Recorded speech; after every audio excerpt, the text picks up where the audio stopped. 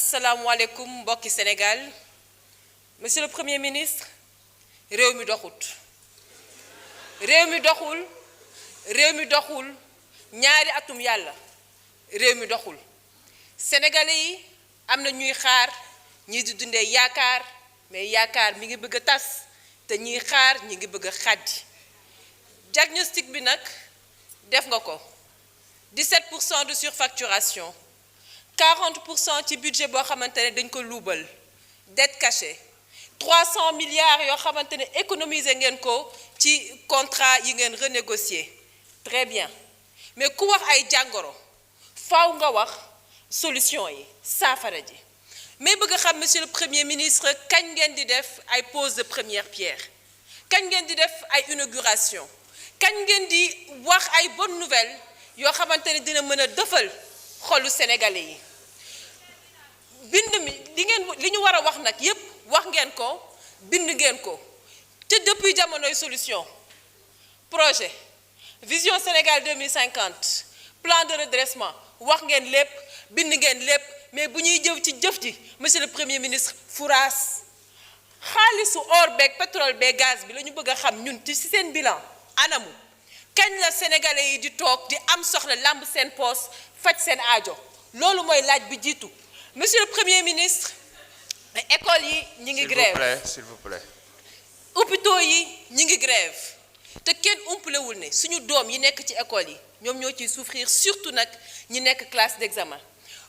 ñi war a faju dugg ci hôpitaux yi mënuñoo faju bu fekkante ne système universitaire def nañu 200 heures de grève diggante 2025 ak léegi may fàttali nag budget santé bu dee dañ ko wàññi de 18% faaw secteur santé yëg ko éducation mooy faju ak jàng du ay privilèges ce sont des droits constitutionnels donc lan la ñu nar pour génne sénégalais ci crise sociale boobu ci njàng moomu nag lay des la crise universitaire fukki atub yàlla yi nga def ci opposition loo ci waxul danga ko fàtte kon tey bu ñu kenn waxu récupération politique surtout nag bu ñu demee ba doomi sénégalais Abdoulaye Ba ñàkk ci bakkanam c'était la mort de trop l'enquête suit son cours kon duñ ci sori li procureur Ibrahima Ndoye waxi tamit dégg nañu ko te xam nañ ne moom ku maandu la mais du tee li xew ci université yi les 2 dernières années loolu yéen ñii seen échec la seen responsabilité politique la ma bëgg nag monsieur le premier ministre gën leen a déglu Sénégal étudiants yi gën leen a waxtaan ak étudiants yi xiccoo bi xiiroo beeg jaayante doole bi ma fi dégg jëriñul dara police universitaire idée boo xamante dama koy rafetlu la ndaxte gis naa ne dox na Côte d'Ivoire depuis 2013 donc ñun mën nañ ko def donc lan la ñu nar ci Sénégal yéen lan mooy seen plan pour régler de façon définitive la crise dans les universités mais surtout tegaat université sénégalais yi foo xamante ne ci rang université yi gën a mag ci monde bi la monsieur le premier ministre fi may jeexalee wax nga ci tuuti cof nga ko mooy suñu doomi sénégalais yi nekk foofu Maroc man nag mu am lu ma ci jaaxal Ousmane Sonko jël avion dem ba Maroc dem ba Rabat ñibbi ci loxoy neen bàyyi njabootam ginnaaw man de jaaxal na ma monsieur le premier ministre yow bu dee amoo ci solution xëy na nag sa xaritu benn bakkan di le président de la république ñuy laaj sax moom anamu ndaxte gëj nañ koo dégg te déggatuñ ko ci dara bu dee woo na le roi pour jéem a lijjanti lii naka lañ def ba daan bu diis bi continuer dal ci suñuy doomi sénégalais ak yéen loo leen na pour ñu ñibbisi le plus rapidement possible fi may jeexalee nag mooy tey bi may ñëw assemblée dama fi ñëw ak xol bu diis ndaxte ñi mën a seetlu gis nañ ne sama collègue député non inscrit yu bëri ñëwuñu tey li ko waral mooy démocratie interne ci biir assemblée nationale moo tàmbalee ndërmbeelu am nañ lu ñu metti dem nañu rencontrer le président de l'assemblée nationale wax ak moom mu jël ci ay engagement mais ba fii ñu taxaw defu ci dara man nag dorénavant su ma dara metteetee fii mu xewee fii lay taxaw waxee ko fii et je prends tous les Sénégalais à témoin wasalaam. wasalaam jërëjëf. Alioune Dièye, vous avez la parole.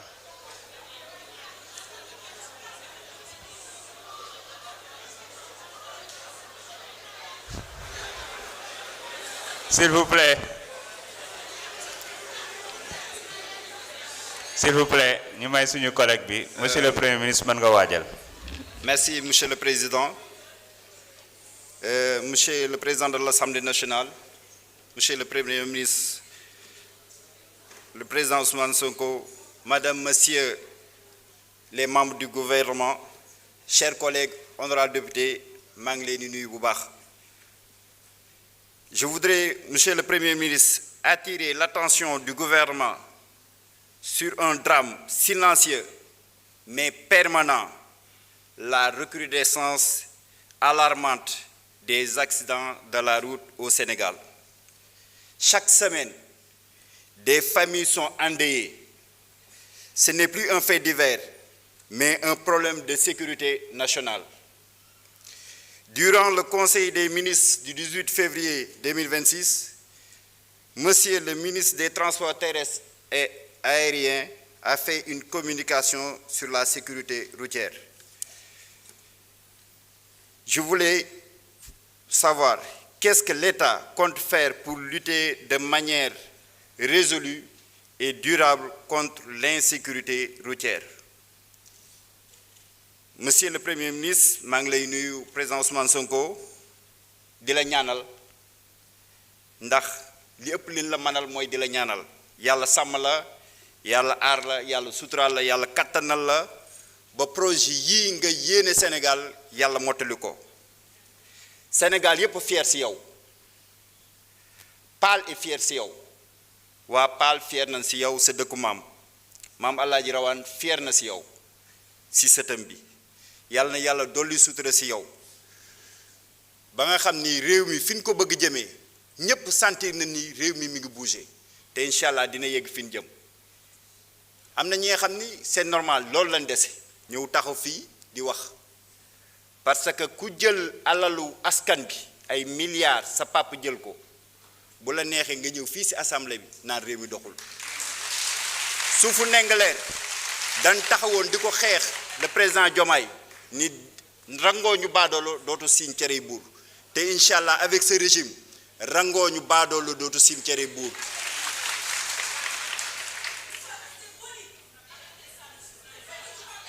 S'il vous plaît, honorable, restez sur la question et développez. C'est bon, merci.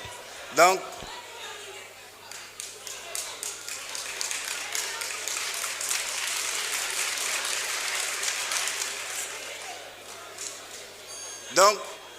lii mooy réew mi keneen papay jàmbur la mais ñi ngi sant ñëpp di gërëm ñëpp.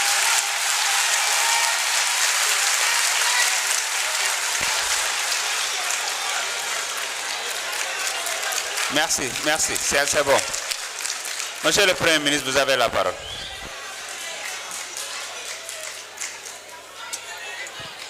Merci, Monsieur le Président de l'Assemblée. Je donne la parole à Monsieur Cheikh Diba, ministre des Finances, pour 3 minutes sur la question de la surimposition des salaires ou des revenus des enseignants.